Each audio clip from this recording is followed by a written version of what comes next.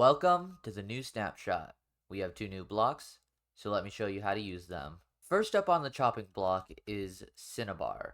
It's this kind of pale shade of red, and quick note, this entire world snapshot whatever thing was made the first week it came out. I know they've updated the textures. We're gonna pretend like they didn't for now. It wasn't that big of a change, so most of the stuff is still the same, but that's neither here nor there. We have cinnabar. Over here is the full block sets. You see here, it gets like a little bit more purple, I'd say. So it is good for like texturing in between. But overall, I think the favorite are the bricks. Same with the other side, but we'll get there soon. So here is a pretty simple color palette we can do. We go from like terracottas, your like browns, and then we can slowly get to deep reds into black. I think this like texture thing looks really good because we finally now have an in-between between bricks and mangrove. I don't know why I changed. I have weird keybinds, so that's whatever. But before, this jump was like a little too much, but now that we have this, it's not as much, which is really good. And our first house design, we're actually going to quickly skip over. We need to look here first. I accidentally made these in the wrong order. So our first palette that you can use is split complementary. Again, I'm just fumbling over the keyboard today, but we have cinnabar, wax oxidized copper, and moss. The reason it works is that cinnabar is the main block, and think about it like it's actually splitting off in the color wheel. And then here it's very similar, complementary, but we're gonna go with dark prismarine. So those two could be paired really well together. And then the analogous color scheme is between warp. That's not warp, that's crimson. What am I talking about? And spruce. I think this is a really cool color palette. That's the one that I use there. And then for triad, I don't suggest this one, but it exists. And I also reuse another color, so it's basically the same. Most color palettes, when you get split complementary, you can just kind of... The only two real ones that exist is split complementary and analogous, because both of these are just slight variations. So our first house is this one. I like the shaping a bit. And I do like how the basement is like one block below. I think that's always really cool to be like, that's the ground right there. I'm below it. Whoa. But in here you can see how it's like a fantasy kind of house. Oh, that's... I'm gonna pretend that doesn't exist, but... And up here, I definitely could have put something in the center, like some sort of table, or put like a chair or study or something. But overall, this does look pretty good because, you know, I used the right color palette and I know how to shape. Now, there's a better house example later in the video when I talk about sulfur, but this is still pretty good. Speaking of sulfur, let's go into the sulfur block. You can see that it has like this, I'm really bad, aren't I? It has this like a yellowish tint to it, which makes it really nice. It's our ketchup to our...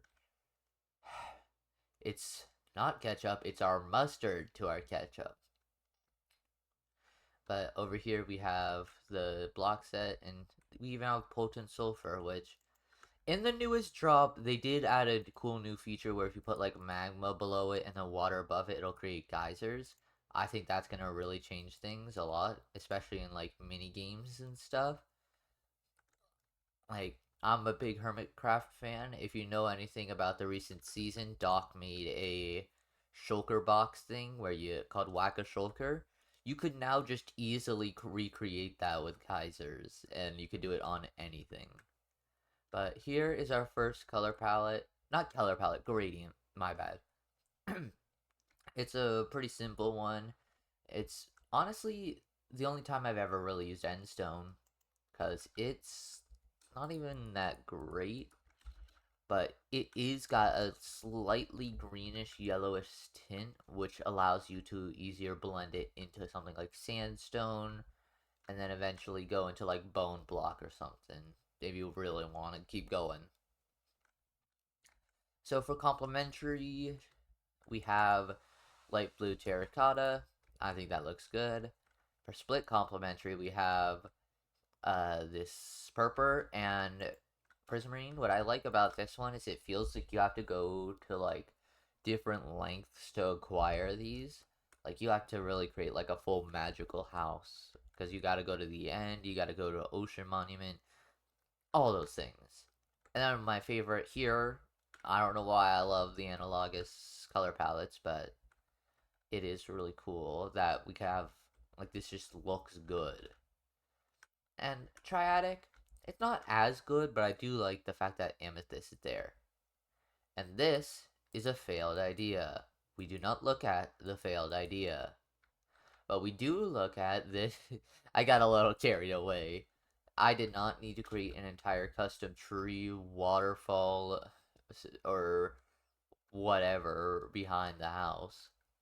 Or in all this. But I think it does look really good. Especially because, like, say you just frame it like this.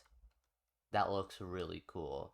Especially if it was like at night and I actually put lighting here, like on the lampposts and stuff. I think that'd look really good. But inside, it's a pretty simple interior. Nothing much. I tried to make it so that in both these builds, the actual block is the main block. It's not the best, I'm gonna be honest. You definitely can.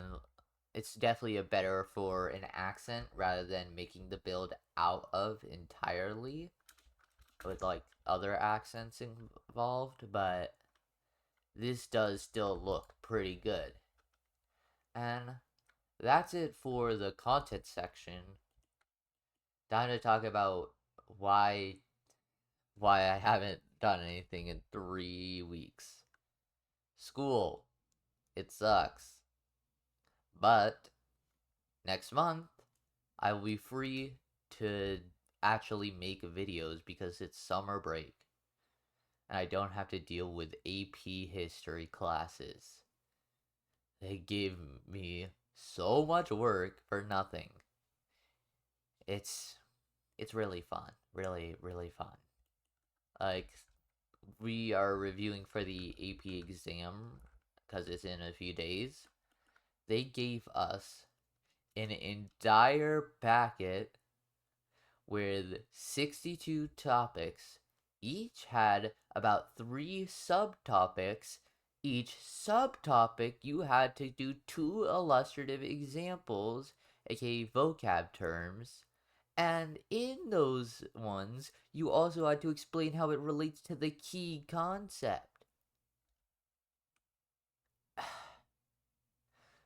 Yeah, I've spent multiple hours on that. I also have some after school stuff that I do. It's recently gone over now, but that was also slowing down me actually making these videos. So that's fun. And this was a bit of a short one. I'm gonna be honest. I'm just trying to put something out so that it doesn't literally just be 5 years and then one video. I'm just gonna put this out and then I'm gonna start working on the next Let's Play. And I hope you're enjoying those Let's Plays because it is pretty fun to make, honestly. Next video, I'm going to just be adding a bunch of new houses. So look forward to that. Jeez, I can't speak at all today. I just had a standardized test, so that's probably why. Anyways, see you later. Bye-bye.